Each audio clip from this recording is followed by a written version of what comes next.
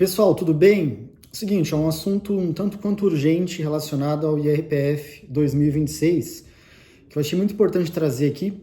O pessoal que segue aqui, que acompanha meus vídeos, eu falo muito de imposto de renda, para talvez levar uma informação aqui que possa ajudar e ser muito útil aí, do ponto de vista do momento de entrega do imposto de renda esse ano, tá? A maioria das pessoas, maioria não, né? Mas muitas pessoas se preocupam em entregar rápido, porque a entrega rápida também viabiliza uma restituição rápida, mas esse ano a gente está com um problema, tá? Tem uma atipicidade aí no recebimento e processamento das declarações e um histórico de malha muito maior do que o normal para essa época do ano. Isso inclusive foi noticiado pela Receita Federal, com mais de 1.000 declarações aí lançadas à malha fina. Pessoas que antes não iam para a malha estão com esse tipo de problema, está gerando aí preocupação e surpresa, e eu vou falar disso aqui, tá? Para levar aquilo que é a minha visão do que fazer, tá? Essa é uma opinião minha, tá, gente? Você considere o que eu vou falar e avalie para o seu caso aí, para ver se isso te ajuda. Se você já entregou a declaração, aí você monitora lá o processamento pelo ECAC, né? Pelo acessogov.br no meu imposto de renda. Mas talvez o que eu vinha falar aqui ajude a evitar uma malha, porque a malha, ela depois te demanda trabalho, tempo, você que estava com pressa de receber a restituição, fica para depois, tem que apresentar documentos, é dor de cabeça. Então vamos lá, do que eu estou falando? O que está acontecendo, né, esse ano em 2026 especificamente?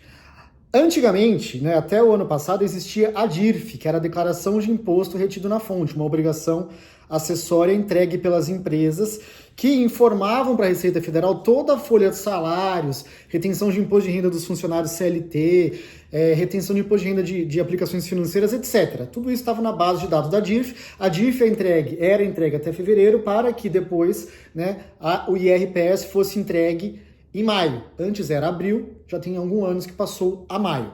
Esse ano de 2026, a DIRF foi extinta e é o primeiro ano da EFD-REINF, que é uma obrigação no âmbito do SPED muito mais robusta e muito mais apta a cruzar dados, né, muito mais, digamos assim, tecnológica, avançada, mas está no primeiro ano. E isso está gerando um problema e um descasamento de informações entre o que está na base de dados da Receita e o que é, de fato, né, aquilo que deveria ser. Ou seja, existem inconsistências entre a EFD-REINF e também o E-Social, que é uma obrigação mais antiga, e a situação de fato da renda do declarante. Aí o que acontece? Como tudo na pessoa física, ou praticamente tudo, como eu já falei diversas vezes aqui, é fiscalizado via cruzamento de dados, não está batendo uma vírgula, um centavo, um bem, uma retenção. Quando a declaração é transmitida e processada, e vai diretamente para a malha. Né? E aí a pessoa fala, pô, eu não errei nada, eu tô certo, o que estava errado era a EFD, era isso, era aquilo. Enfim, gente, não tem o que fazer. O que tem que fazer, talvez, é o que eu vou falar aqui. Então, assim, veja, quais são as minhas recomendações. A principal delas, esperar e entregar a sua declaração pós 15 de maio. Ah, mas está muito longe, muito perto do prazo, eu não gosto de deixar para o final, vai atrasar minha restituição. Vai, mas é uma escolha sua. Querer correr o risco de ir para a malha estando certo, né? Por uma questão de incongruência que não partiu de você, ou acelerar a restituição. Às vezes, uma coisa pode atrasar a outra, tá? E eu, particularmente, prefiro esperar.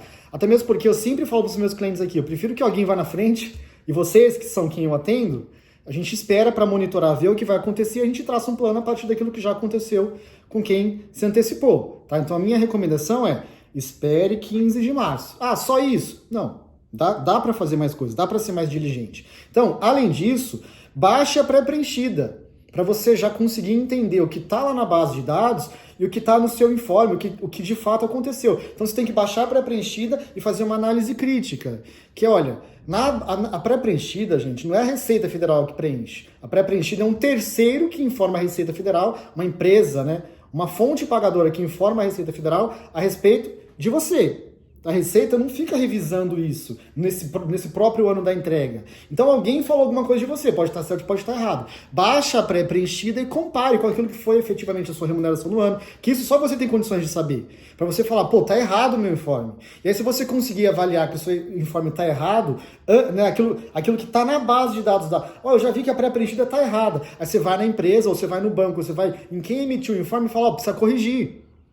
E aí você se antecipa com a fonte pagadora para evitar malha, que é muito mais fácil do que depois ir lá para a Receita Federal ter que se explicar. Então, ó, vamos lá. O que eu quero dizer aqui, tá? Para terminar o vídeo.